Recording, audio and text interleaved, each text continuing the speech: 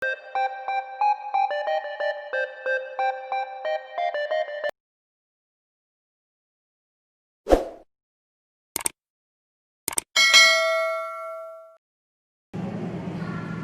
Sang Adibudaya Namo Buddhaya. Perkenalkan, nama saya Iva. Saya berasal dari Nusa Tenggara Barat. Kali ini saya akan membahas tentang Dhamma tak pesimis bersama Yang Luhur Samanera Jona dan Saudari Yece. Untuk mempersingkat waktu, langsung saja kita sambut Yang Luhur Samanera Jona dan Saudari Yece.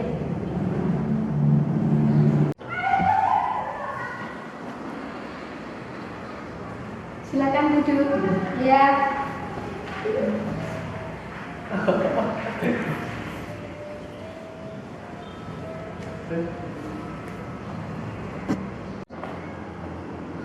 Namo Sang Adibudaya Namo Buddhaya. Kali ini kita akan membahas sebuah topik yang bertema Dhamma tak pesimis. Tapi sebelum kita membahas topik tersebut, kita akan memperkenalkan diri terlebih dahulu. Kepada Yang Luhur Samanera Jona, kami persilakan. Terima kasih waktu yang diberikan kepada saya. Sebelumnya, nama saya Adibudaya Namo Buddhaya. Namo Buddhaya. Perkenalkan, nama saya Yang Luhur Samanera Jona Gerdika Candrabandana. Saya beralamat di Kabupaten Jepara, tepatnya di Desa Tunahan, Kecamatan Beling, Kabupaten Jepara. Ya, untuk Saudari Yece kami persilakan. Nama saya Adibudaya Namo Buddhaya. Namo Buddhaya. Sebelumnya terima kasih atas waktu yang diberikan kepada saya. Perkenalkan, nama saya Yece Wademi. Saya berasal dari Sumatera Selatan, lebih tepatnya di kota Lubuk Linggau. Ya, untuk Yang Luhur Samanera Jona, apa sih motivasinya jauh-jauh datang dari Jepara sampai sekarang masih menjadi Samanera? Ya, motivasi saya menjadi Samanera dan datang di Yayasan Anak Asuh Kusala Mitra cukup singkat. Motivasi saya di sini ingin memperdalam agama dan spiritual saya, ingin menumbuhkan karakter saya dan kepribadian saya yang menjadikan saya sehingga kalau saya sudah lulus dari pesastrian Anak Asuh Kusala Mitra ini dapat menanamkan pribadi saya yang baik di masyarakat untuk selanjutnya. Dan itu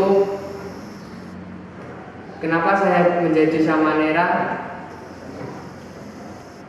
Ini ya termasuk kemauan dari diri saya sendiri, sehingga saya menjadi seorang pabajita dan memakai jubah sampai sekarang ini. Kurang lebihnya saya akan memakai jubah seperti ini selama 5 bulan untuk ke depan. Ya, langsung saja kita ke topik. Menurut Saudari Yece, apa sih yang dimaksud dengan pesimis? Ya, menurut KBBI yang saya baca, pesimis adalah rasa ragu yang dimiliki seseorang atau tidak percaya diri karena ada sesuatu hal yang tidak meyakinkan.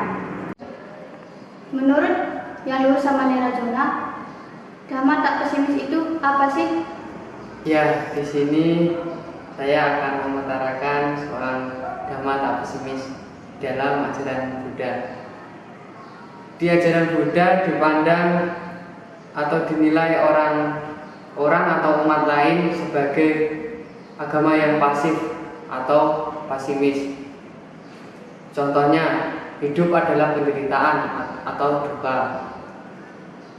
Nah, di pandangan seperti itu, umat tersebut memiliki pandangan yang sangat kecil dan kurangnya berpikir sebagai manusia. Akibat tersebut, mereka akan terlena dari apa itu yang disebutkan dengan pesimis. Nah, di sini dalam agama Buddha, pesimis itu keraguan atau belum meyakini bahwa agamanya itu memiliki kerealita atau nafsu keduniawian. Nah, padahal Sang Buddha mengajarkan kita bahwa ajaran Sang Buddha itu realita atau nyata. Contohnya, kelahiran sakit, tua, dilahirkan, dan kemudian mati.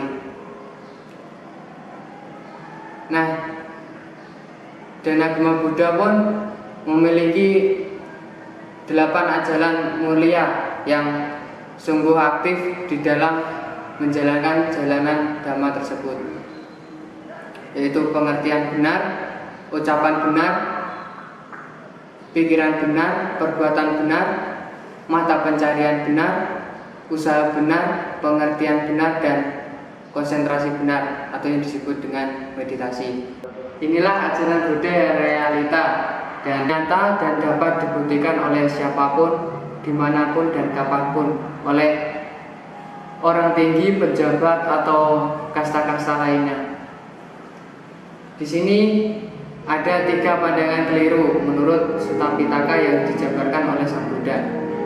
Yang pertama yaitu Nattika Ditthi atau nihilisme, yang menolak adanya kehidupan untuk hidup kembali di alam yang lain. Contohnya, tetapi di agama Buddha itu nyata atau yang disebut dengan punarbhawa, yang artinya akan kembali lahir di alam lainnya menurut perbuatannya masing-masing.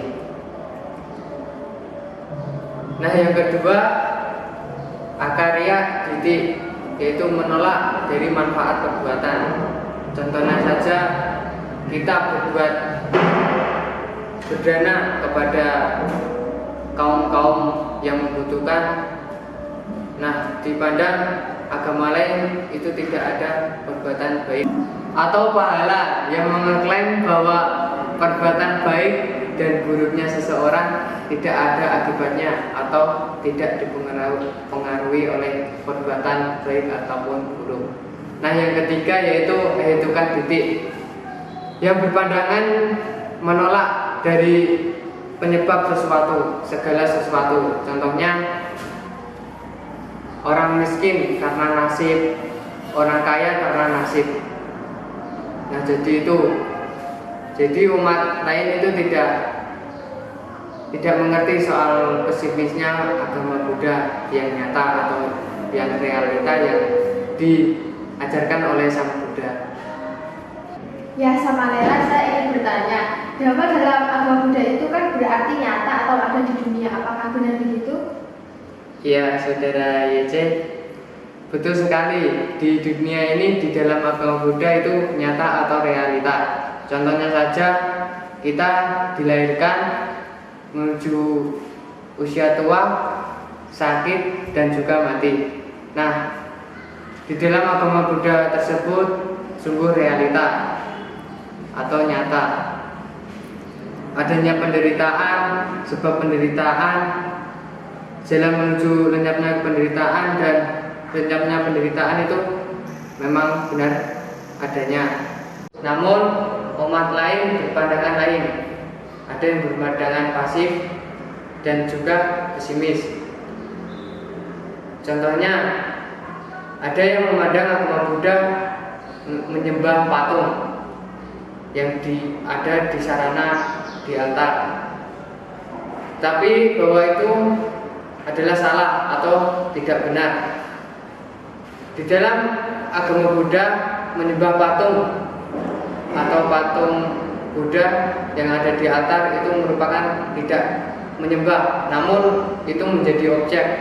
Ada bisa yang menjadi objek meditasi sebagai sarana untuk mengingat koba-koba kembali kepada Sang Buddha yang telah dilalui di masa lalu untuk membangkitkan agama Buddha.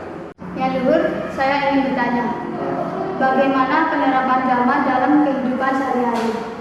Ya, banyak hal yang kita terapkan dalam kehidupan sehari-hari untuk menjadi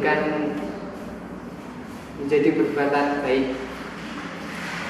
Contohnya cinta kasih, belas kasih, kasih sayang, murah hati, rendah hati, dan kesederhanaan, mudah puas atau yang disebut dengan 1T, dan berperilaku baik atau yang disebut dengan sila. Buddha mengatakan bahwa kebahagiaan tertinggi akan mencapai berkah, dan cinta kasih, belas kasihan adalah fondasi utama ajaran Sang Buddha.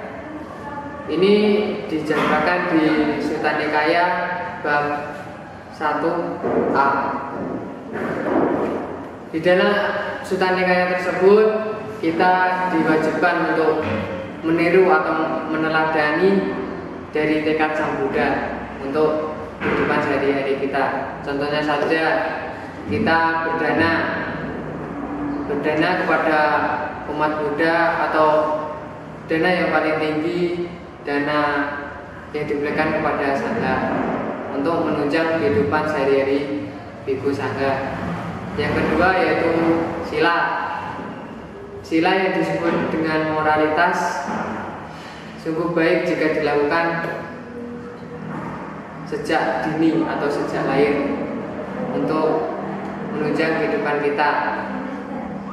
Nah, sila ini harus diwajibkan untuk kepada umat awam, Pabajita, Garawasa, serta umat Buddha lainnya.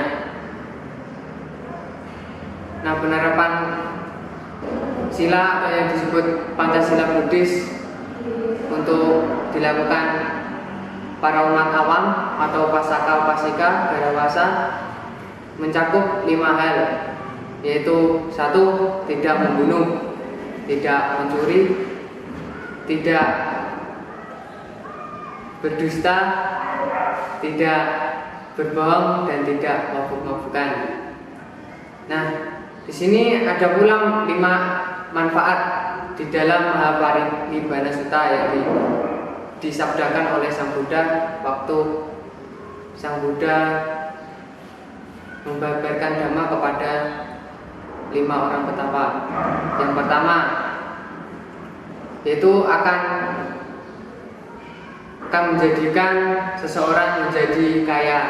Jika saudara-saudara menginginkan kekayaan yang mewah-mewah, Anda perlu adanya sila atau kemoralan. Yang kedua yaitu akan disegani atau dihargai kepada orang banyak. Contohnya saja, kita datang ke perkumpulan masyarakat atau yang disebut dengan organisasi kelompok di masyarakat tersebut. Yang ketiga, akan mendapatkan kebahagiaan jika ia berumah tangga. Contohnya, ia akan memiliki rasa puas kepada suami maupun istrinya, tidak akan berselingkuh, tidak akan berzina kepada orang lain, tidak akan berasusila kepada orang lain, sehingga menjadikan keluarga saudara akan menjadi harmonis dan sejahtera untuk sampai kakek nenek. Yang keempat yaitu jika ia menjaga sila dengan baik, maka namanya akan terjaga dan kemasyhurannya. Yang kelima yaitu bila ia meninggal akan tumbuh lahir di alam yang berbahagia daripada alam yang sebelumnya. Nah, itu dari penerapan dhamma kehidupan sehari-hari. Sekian itu dari penjelasan saya tentang dhamma tak pesimis. Ada penjelasan, tentunya ada kesimpulan. Nah, kesimpulannya di sini agama Buddha tidak pasif, tidak pesimis, tidak titik, tidak titik, namun realita atau nyata, dan dapat kita realitakan. Contohnya lahir, tua, sakit, dan mati. Sekian itu dari penjelasan saya. Namo Sang Hyang Budaya, Namo Buddhaya. Namo Buddhaya. Nah, itu tadi penjelasan dari Yang Lurus Samanera Joda. Selanjutnya akan ada beberapa penampilan dari anak asuh Kusala Mitra. Namun sebelum saya tutup acara pada hari ini, saya memohon maaf apabila ada tutur kata yang kurang berkenan. Sabe sata batu suki tata, semoga semua makhluk hidup berbahagia. Sadu sadu sadu. Namo Sang Hyang Adi Budaya, Namo Buddhaya.